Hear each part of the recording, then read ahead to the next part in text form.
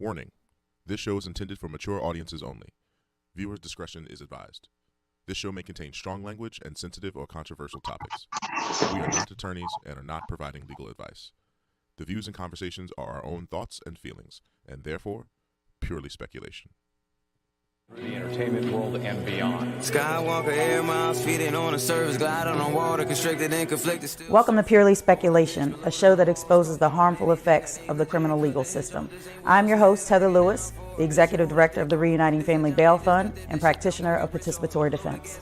On this show, you'll learn about the unspoken horrors of the criminal justice system and meet fierce allies and advocates. We will make the best of our traumatic experiences. We will get angry. We may even cry. We most certainly going to laugh, but one thing's for sure, we're going to keep it real. Welcome to Purely Speculation. When they free my sins and let them loose, they was killing me, I got a scar to prove, got me paralyzed, I could even barely move. Out the way I took the pain again. Can I get another charger piece? Give me a charger box. See if China got one and get her up. Hey, y'all. Welcome to Purely Speculation. This is our court watching edition. One to surely pay attention to because we are going to be pulling back the curtain of the courtrooms of Montgomery County Courthouse. We have some phenomenal court watchers with us today, but before we get into that, let me just tell you a little bit about what court watching is, how court watching came to be. Participatory defense is, if you watched our origin story from our first show, we talked about participatory defense. We talked about how Kier met Raj and how everybody came back here doing participatory defense. I'm wearing a retro throwback t-shirt from over 7 years ago about participatory defense, which is a grassroots organizing model where we empower families to be their own best advocate when they're fighting criminal cases. So we're all volunteers. None of us are attorneys. We're not legal folks. We are folks that have been impacted by the criminal legal system and have come together as a collective to share our knowledge and our experience to guide other people who are impacted by the criminal legal system that is designed to be oppressive, to be isolating, to have you fearful and shameful about what it is that's happening to you so that they can manipulate and push you in a direction that the criminal legal system wants to put you into. So I'm going to introduce Taria Mayo, who is our Court Watch coordinator. Hey, Taria, say hey to the folks. Hey. We're live. And so Taria is holding it down in the courtrooms nearly every day, watching and seeing and keeping her eyes on in the courthouse. And then we have Scotty, who you all know, who's having a little technical difficulties. We're working through it. Who is also one of our court watchers and a strong advocate for formerly incarcerated people, sharing his knowledge about what the system says versus what the system actually does. And so we're going to get into some court cases today that we have watched over the course of the couple of months. But Taria, is there anything that you want to share about your experience or your involvement with participatory defense thus far before we get into the cases? Not really.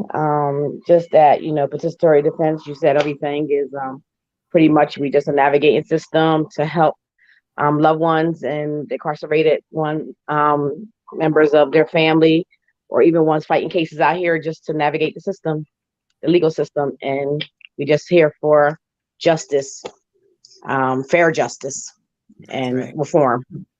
Yeah, at the end of the day. So we're also here to debunk the myths of, those folks that don't necessarily understand what we're doing and why we're in the courthouse, is that at the end of the day, we're holding those system actors accountable to the oaths that they have taken. The DA has taken an oath, the judge has taken the oath. And as lawyers, which they all are, have taken an oath to uphold the law and follow the law, and in the interest of justice. And so that's why we do what we do, because we see so much personal interpretation of the law from these lawyers and DAs and judges, that their discretion has, gone, far left or far right from, the letter of the law. And so I think, people need to understand that that's what we're doing. We're not trying to, skirt justice or, let criminals go, as people like to call it, but we're actually holding people accountable for each and every step of the criminal legal process, so that the DA is behaving according to what their guidelines are called for, the judge is behaving according to what their guidelines are called for, and the same with the defense attorney, that they're abiding by what their guidelines call for, and being strong advocates. If they're not being a strong advocate for their defendant, then we're empowering the defendants and the families with this knowledge to speak up and push back against their defense attorney if they're not necessarily doing what, them as their client wants them to do. So Scotty, you want to share with us a little bit of your experience? You've been with participatory defense for a really long time now, and have moved on to being a court watcher and, participating in our weekly meetings on Monday nights. You have anything to share, or maybe your origin story when you first came to one of our meetings? Yeah, when I first came to the meeting, I thought you were a bunch of junk, to be quite honest with you, trying to fix a legal system that had me down for 8.5 years. Right. But I started to see that you guys were really serious about the work that you do, and that you really did advocate for the people who had cases. When my case came up, there was no one to help us. No one, because people didn't know about the system. And for you guys to be there at a time when right now it looks like we're all over the place as far as us getting arrested, us having background problems. So it's great to know that I could be a part of that to help somebody navigate this system to come out with a fair case. Right. And you mentioned something which we hear a lot, which I'm sure you hear a lot also, is that people say, I wish I knew you when, at the beginning of their case. And just, there's participatory defense all over the country and formerly incarcerated people. And they say, if I knew participatory defense, I wouldn't have did 16 years in the federal penitentiary. I wouldn't have did, however many years. I wouldn't have taken that deal. I would have done this. I would have read my discovery. I would have done all of these things affect the outcome of their case, right? If you knew what you knew after the case, you would have done things differently. Like we say, hindsight is 20/20, but we try to be that foresight because we've been through it, and now helping people who may have been through it before or never have been through it, or their loved ones have never been through it. Like we're that guide, just like they have, advocates in the courthouse for other types of cases. We're that advocate in that courthouse for people that are fighting criminal cases, so that they understand and that they can be confident in whatever decision that they're making for their case. And so, I thank you. You've been a valuable asset to the group, holding it down, and really like your knowledge of, not only the criminal legal system, but the conditions of the prisons on the inside, the culture of prisons on the inside, and what people, like I said earlier, what the system says is going to happen versus the reality of what being incarcerated looks like. Right. And so we're going to talk. Go ahead. I'm sorry. In the way that things go, because we're here to help people, and we have to fight people to come and find out what we do to help them navigate these systems, because they think that we're fighting the police, we're fighting the judges, we're fighting the lawyers. We're not about that. What we're about is a help aid to help you navigate the system, to help you get the best out of what you're paying your lawyer for, and get a fair trial and a fair decision from the judge. We're not fighting anybody. Right. And with that being said, the whole premise and foundation of participatory defense is that this isn't a service model, right? We're not here to serve anybody. We're here to empower people. We're here to educate people. We're here to stand in solidarity with somebody as they're facing or fighting for their life, facing one of the most terrifying, ordeals, potentially of their life when they're involved in the criminal justice or criminal legal system. It's just, it can be terrifying. And we take a lot of that anxiety and angst and, uncertainty and try to, calm people so that they can think rationally and think about the questions that they want to ask their attorney and really be able to focus on that conversation versus giving them all the emotion where they don't have, they run out of time to be able to ask those pertinent questions that are related to their case. So we'll let Taria get settled, and let's talk about one of the cases that you've just recently sat in on. It's a case that we're familiar with, and I'll call out the judge, Judge Kropp, who is out of Pottstown. He's a district judge, and from what we've seen, he's a fair judge, but I won't tell the story. I'll let you tell the story of your experience with Judge Kropp and Jr. Of last week, or the last couple of months, really. Scotty? Maybe we lost him. So, well, this is the beauty of us all being in the courtroom and, attending and having these conversations. Junior is a member of our participatory defense hub. His mother has been coming for a few years now. Junior has had some mental health challenges that led him to have police contact. And over the course of a few years, those police interactions, seemed to elevate and things like that, which landed him incarcerated. And through the advocacy of his mother, through the support of the Participatory Defense Hub, she was able to communicate and get him the mental health services, JRS, and access services to kind of wrap around Junior. They've been able to communicate with the judge to wrap around Junior and get him into the appropriate court. So there's diversion court that they have behavioral health court, they have drug and alcohol court. So Junior was allowed to have his case heard through the mental health court at the Court of Common Pleas, but he still had some misdemeanors and summary cases kind of dangling out there that hadn't been resolved yet. And so once he resolved his case at the Court of Common Pleas, these smaller cases at the district level kind of came back around because they needed to be resolved. And to make a long story short, Judge Kropp recognized that Junior had made such progress through the letters of support with his social bio packet, from the letters of support from his mental health providers, and the support of his mother and them recognizing participatory defense.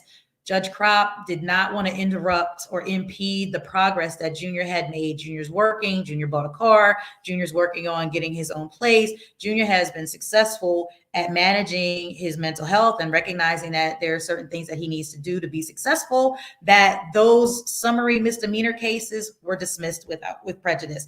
And Judge Kropp also dismissed with his fines and costs. So when we say that participatory defense works and we're not, that's justice. That's what justice looks like. Cornel West said, justice is what love looks like in public. And Judge Kropp showed Junior love that day. You know what I mean? Because what sense would it make to pull him back into the system when he has done so much and has made so much positive progress to get himself away from that system? What sense would it make to pull him back in on some summary, charges of, he missed a court date, or he, didn't pay a fine, or, he had disorderly conduct, when he had fought so hard to overcome some serious obstacles? So we give big ups to Judge Kropp. If this thing comes your way, just know that we appreciate you showing love to Junior in the form of justice on that day. So Junior is, free of that hold, and he's walking his path to a successful life with the support of his family. He's being able to repair relationships, and it's just so much good that comes out of that when people are able to see progress and people are supporting you in that progress. And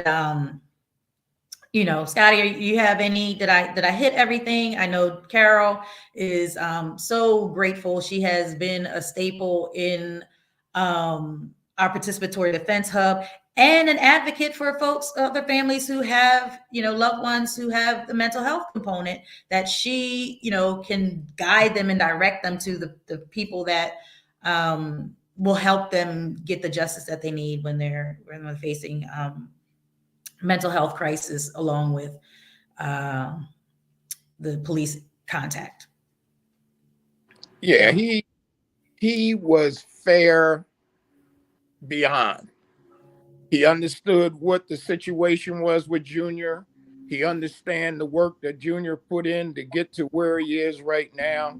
He understood that little things that happened before were because Junior was not on his meds. So he took all that into account when he made his decision. But he also let Junior know, just because we reached this point, there are other points to be reached. And I'm looking for you to continue on the path that you're on and not see you back here again.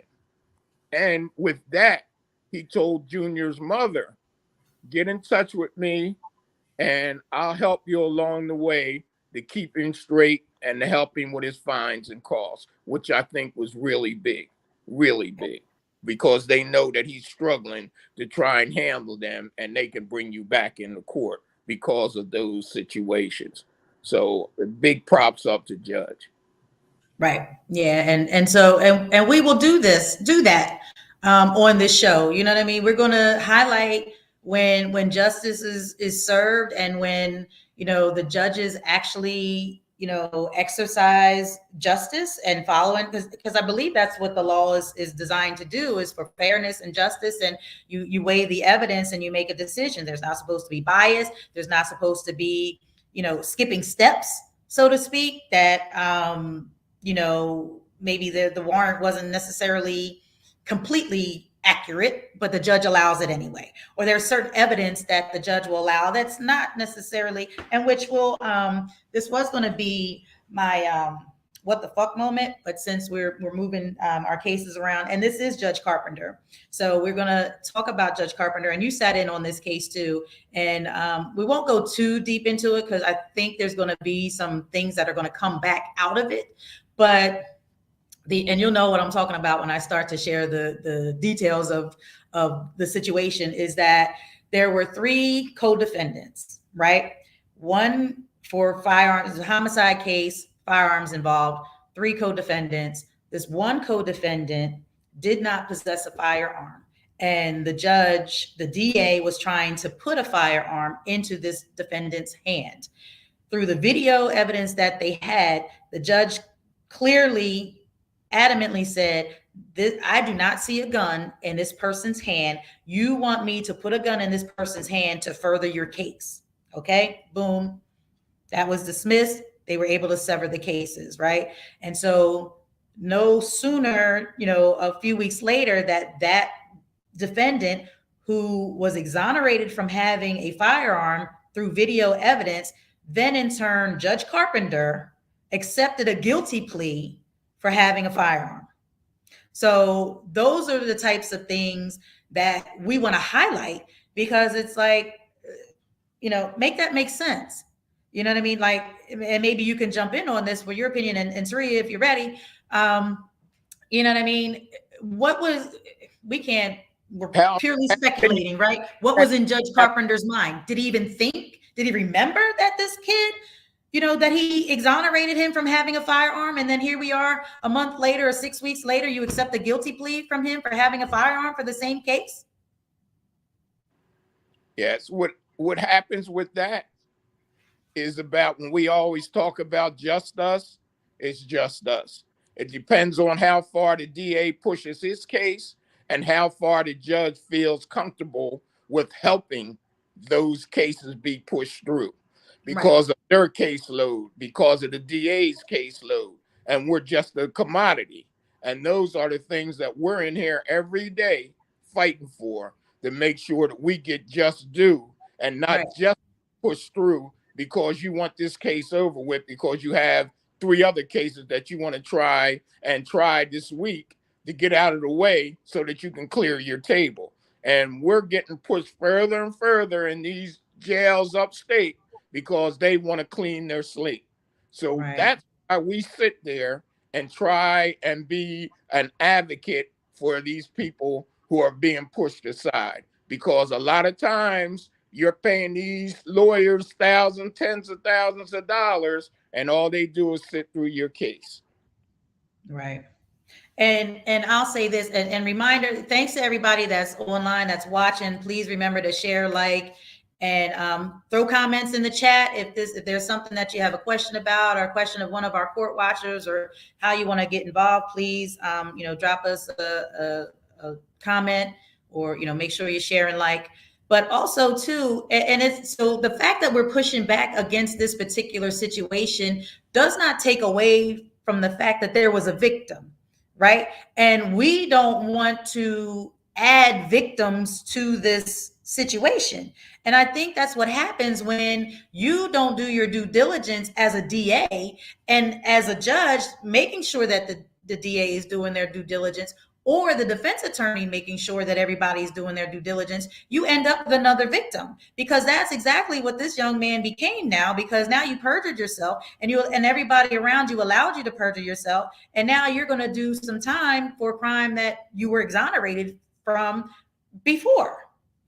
And so we're creating, more victims. And like you said, they're pushing us further and further and further, upstate and into incarceration. Taria, you have a comment? Because I know you sat in on that case, and that case, is tied, comes back to some of the other cases, that we were talking about. You want to share?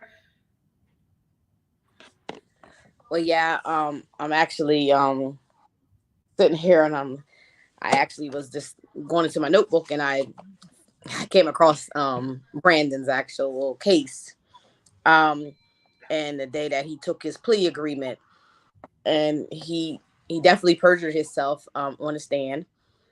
Sat in all motion hearings, and it was never founded that he had a gun in his hand. One witness put a gun in his hand, but the witness recanted her story later on down the line that she actually didn't know him. So I think when that happened, it scared the DA's office and caused them to have to give him a deal on something that was falsehood, because they already had him sitting for so long on first-degree murder charges and third-degree. Right. And they didn't have the actual evidence to convict him of that crime. So they let him sell himself short and perjure himself by taking a hit on a gun charge that is just made up. And if you notice that even with the last couple of days of the last trial that finally, came to the end, every time you read in the paper, it's specifying that he was a shooter. He was a shooter, and he shot at the end of the gun back. And I don't understand how, because in the trial, it plain dately stated it was only 3 guns. So if you got 3 guns and you got 4 shooters, and you got 1 shooter still at large missing, right? How is it 3 guns but 4 shooters? So that means they had a ghost gun in this situation, but I guess Brandon's was really a ghost gun, right? An invisible one. Yeah, it wasn't there. So that's just not making sense. And I'm interrupt you, because what you're saying, like, to us, we're like, okay, we can deductive reasoning saying, okay, there's some pieces to this puzzle that are missing. We don't know that these guys that are sitting before us that are on trial for first-degree murder, the jury was an all-white jury. We're going to call it as it is. The jury was all white, older male, 6 women, 6 men, right? I would say majority 40 and above. There might have been a couple like mid 30-ish. It was all, and it was such a right. It was such a terrible showing on the DA's part. But when you know that you got a jury that is just is biased, and by default is gonna fill in the gaps with whatever speculations they have, which you're not allowed to do. That's how you get a first-degree murder conviction and send two 23-year-old men to prison for life. Like, that shit is crazy to me. And I'm sorry, I jumped the gun with my what the fuck moment, but I couldn't hold it no more. I'm sorry. But well, gotta go back to also say that not only send to 21 and 24-year-old to jail, but they also put them in the same courtroom at the same time, and they were co-defendants. How do you become a co-defendant of someone that shot at you? So you was a friend enemy. So you put somebody next to a friend enemy, and the person was defending themselves from an ambush, and basically they're saying you can't defend yourself, and you can't go and have an open battle that you're supposed to just retrieve and run in the house or hide behind a car. But bullets can go through all them avenues, because we've seen that happen. Right. Yeah. You know, bullet has no aim. So yes, this young man shouldn't have, had a weapon. It was, he shouldn't have. But if he didn't, it would have been 2 funerals instead of 1. Right. Right. Yeah. It's and that's the kind of stuff that we see regularly when we're sitting in the courtroom. We see that more often than we see the positive stuff like with Judge Crop. But you do have a good outcome with Judge Wendy Rothstein. And so let's talk about Judge Wendy and the suppression hearing that was granted. And then you tell us what happened, and we'll let Scotty give his opinion on why that's such a impressive thing. Yes. So yes, like you said, about 3 weeks ago, Judge Rothstein had a suppression hearing for 3 defendants, 1 male, 2 females, and it was for a warrant, a body warrant, and the body warrant was not, it was admissible because of the fact that it was no proof or evidence behind the fact of the warrant. It just was for a body.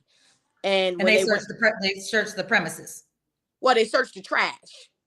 So when they searched the trash, they just assumed that they found 1 bag of cocaine. So they decided to take that 1 bag and just go to the house that the trash was in front of.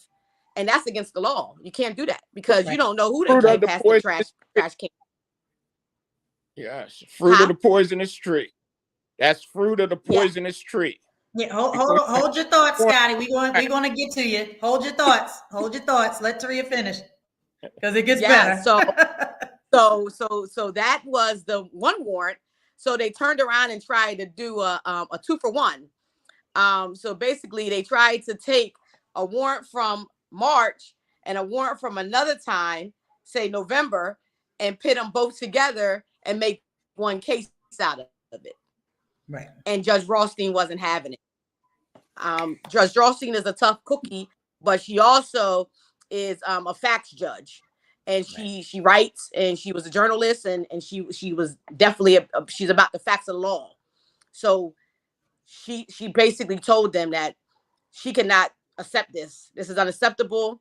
This is bad police work. She's very, very upset with West Norton and Upper Marion police departments because the detective did sloppy work, and they brought the sloppy work to the DA's office for the DA's office to try to push it through, and it just wasn't happening. So thank you, Judge Wendy Rothstein, for showing love in public in the form of justice, that these folks, that you actually gave somebody a chance. You held it to the law, and you gave these 3 defendants a chance. Scotty, give us your take on that. Yes, fruit of the poisonous tree, but why is this, what Judge Rothstein did, is so powerful?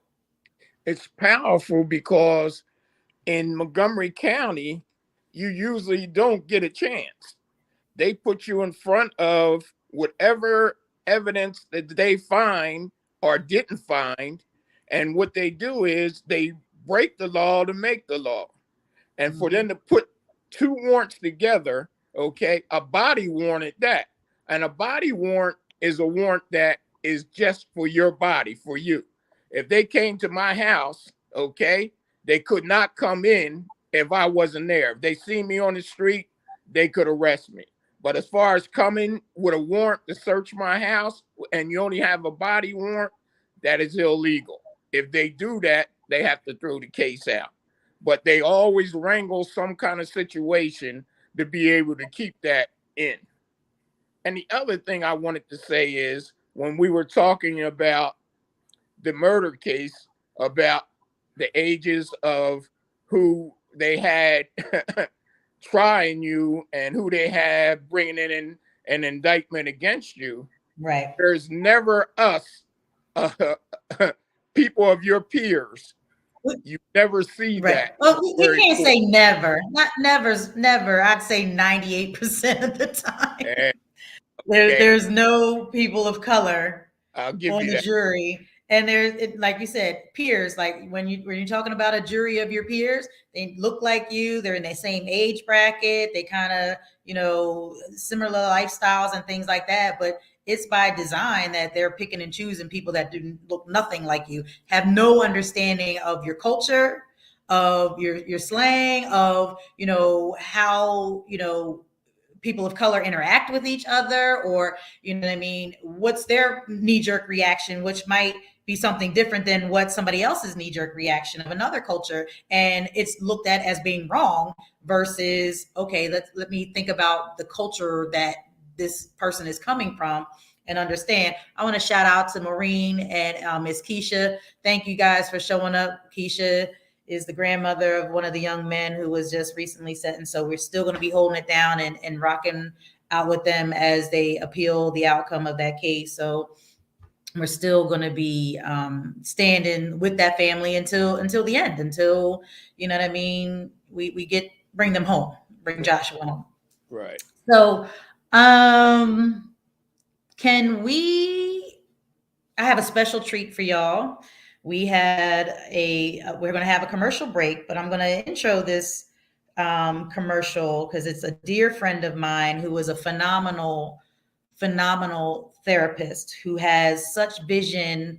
And when we talk about even the accountability of judges and things like that, the profession of therapist or counselor also has responsibilities to their clients.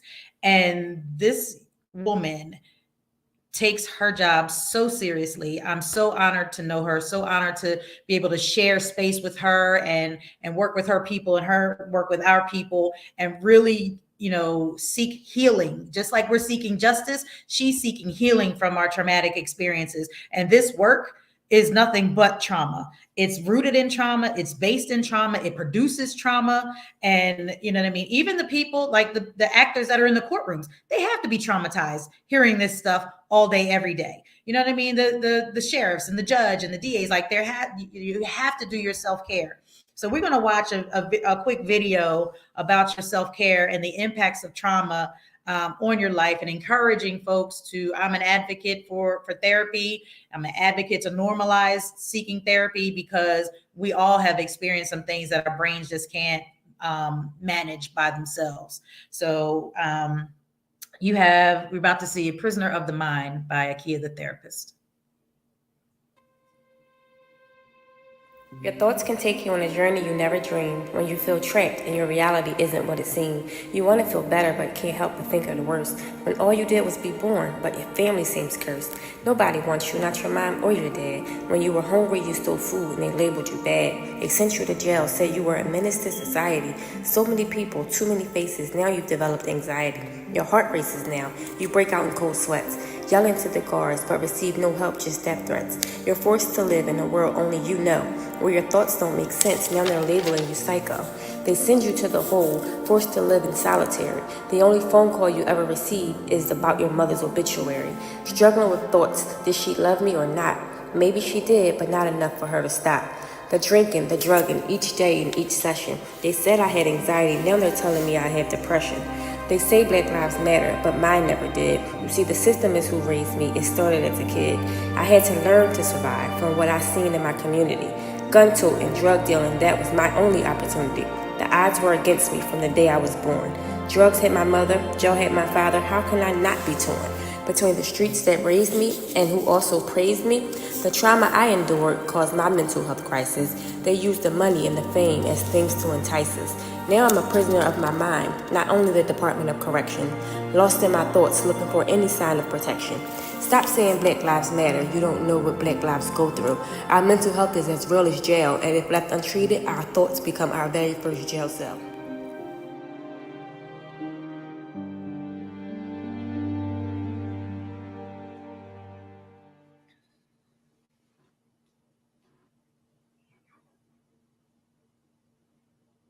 That gives me chills every time I see it. Do either of you have any thoughts on that video? Maybe the first time that you've seen it, I'm not sure, but that was our dear friend Akia.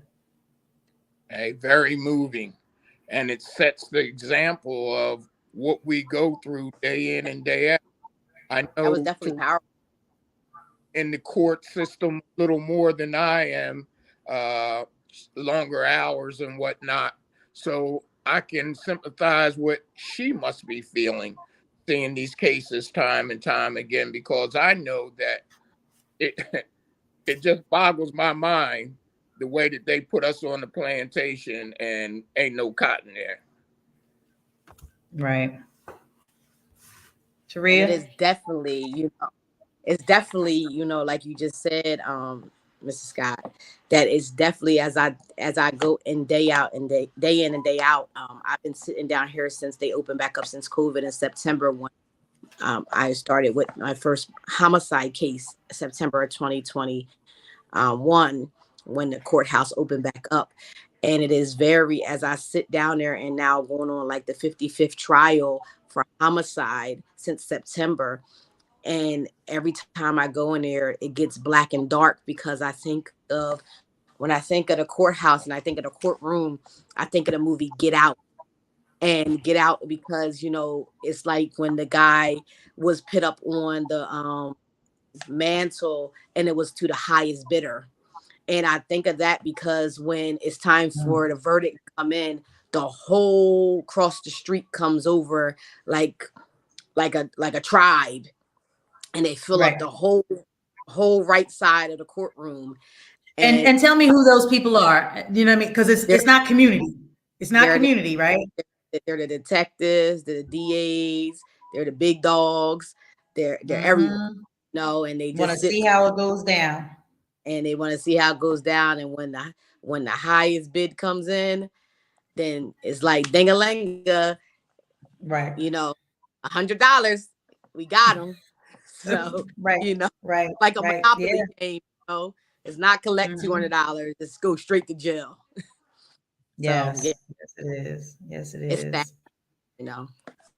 Yeah, it's powerful, and so we just have to make sure that we take the opportunity to learn better so that we can do better. Not that, and sometimes folks find themselves in a situation unintentionally, right? Like sometimes it's not like I woke up and I'm just going to go rob this bank or I'm going to do this or that, but there's circumstances that build up to an event. And, the prosecution rarely takes any of that into consideration when they're presenting their case and they're asking for a sentence. And, just like we talk about modern day slavery with mass incarceration and, getting 23 cents or 13 cents an hour to, work in the prisons and things like that. You know what I mean? That's literally the auction block. You know what I mean? You got somebody with a gavel that's going to bang that thing at the end when it's done, like sold, you know what I mean? To the highest bidder, which is the penal, correctional, system. And now you've got a laborer that you can work as much as you want, as long as you want. And without us being there, you know what I mean? Nobody knows. Nobody knows the conditions. Unless somebody is strong enough and powerful enough to report out and share to, other folks what's going on. It's just like a forgotten world. And they're allowed to do whatever devious, inhumane thing possible without any threat of repercussion. You know what I Yep. mean? And that could be another what the fuck moment. So that's going to be my segue. You say what you're going to say, Scotty, and then go into your what the fuck moment. I know I'm jumping, but I knew this was going to be like this because we get really excited and upset and passionate about the injustices that we see that makes us say what the fuck. Yeah. I went to see a young man at the prison last Thursday, and he was telling me that they moved him off of a block, a mental health block that was helping him with his psychosis. And what they did was put him on a main block where he is having problems. And they're saying he's having problems because he just doesn't want to do what they want him to do. But they don't understand or don't want to understand that the reason why he was so good when he was on the mental health block is because he was being taken care of and he felt safe. He does not feel safe out in the general population because of his psychosis, and people take advantage of him. And you know what they did? They put him in the hole. Said, you'll feel safe in the hole. No medicine, no nothing. Wow. That's crazy. That's crazy. And go ahead, Taria, because I'll save this one for another time. You got a WTF moment, honey?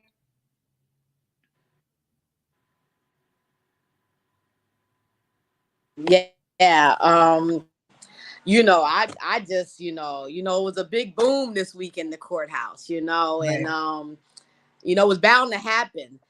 I just say, it take, 6 people to, rush one young man out the courtroom. But what the F did you think was going to happen when you pit 2 people in the same courtroom together that had a whole street brawl and a whole shootout? The same table. So you at the same table. So when you thought that the verdict was going to come down, where didn't you understand to separate the situation because it was going to be intense? So what did you expect to happen? This is sad, but this is what's going to happen a lot. And it's crazy because I envisioned in my mind, just sitting in the courtroom every day, I envisioned in my mind a Medea movie, a diary of a mad black woman.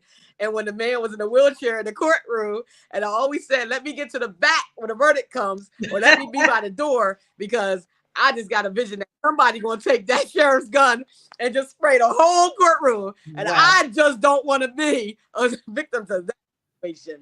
Right. So that's my what the F moment is that, it just is bound. It was bound to happen. Right. A lot of tension. Yeah. And that's so sad because that speaks volumes to what we've talked about before, when the prosecution will do that, or they'll take a witness and force them to testify against their family members, or, somebody that's still out on the street, not caring about the danger that it puts that person in. Not only them, but their entire family. They have no regard because all they care about is a conviction on somebody. They're not about justice, community justice, or even doing good police work. Because if you did good police work, you wouldn't need to have this witness testify against his brother or his cousin or, his homie, and have him put them away. And now you're on the street and you're labeled a snitch and a rat and this and that, and people are gunning for you. They don't care about that, and it's just so sad. And I really had to really contain myself, because I said this show could be nothing but WTF moments, right? When we're talking about the things that we see in the courtroom, and more often than not, it's injustice. And that's the whole premise of this show, is exposing the things that we see in the courtroom, hoping to make some changes, hoping that the DA will carry themselves accordingly, hoping that the judges will carry themselves accordingly, and hoping that defendants will educate themselves and empower themselves so that they can hold their defense attorneys accountable. Because that's the only way that happens. We can't necessarily push that defense attorney because that defendant is their client, right? But we can give that client that information, and they have to have the courage and the strength to want to push back or have it make sense in their mind on what course of action they're going to take with their defense attorney. But we'll get into it in the next Court Watch edition about understanding the necessary need for your discovery, the need for having invoices from your attorneys. We'll talk more about being your own best advocate and participating in your defense so that you can get the best outcome. I thank you, Taria and Scotty. We got our first Court Watch edition in the books. It's only going to get better from here, not for lack of content, you know what I mean? Because we've been doing this for a minute, and it just took some time to get here, and we're here, and so there is no going back. So the court watching will continue. Scotty and Taria are two of our main court watchers, but we also have some folks that we may pop in and pop out. So the second and fourth Tuesday of every month, Purely Speculation will be going live. The second Tuesday, which is December 13th at 7 p.m., we will have none other than the Reverend Dr. Michelle Ann Simmons. And she is a powerhouse. She's been doing this longer than we have. And she has been protecting and advocating for women who've been incarcerated. And we're going to talk about the impact of incarcerating women when we have Reverend Dr. Michelle on our show on December 13th. So don't miss it. Stay tuned, like it, lock it in, subscribe so that you don't miss an episode. But if you do, it's on our YouTube and Facebook channels, Reuniting Family Bail Fund. And we thank you all for watching. I thank Scotty and Taria for joining us and working it out. And thank you to all who watched and supported. And we'll see you December 13th. Power to the people. Always. Thank you for tuning in to this episode of Purely Speculation. If you learned something, share something. Please like, follow, and share this show. The more our communities know, the more they are empowered, and the faster we can create change. Purely Speculation would not be made possible without the generous support of the Community Justice Exchange, the Health Sparks Frank E. Boston Black Justice Fund, Philadelphia Foundation, and Reform Alliance. Thank you. Booyah! Intuition different, already lived and dreamt it. Visions make my vision clear as I'm jogging through this fog of life. I be fog eyes with the fog set.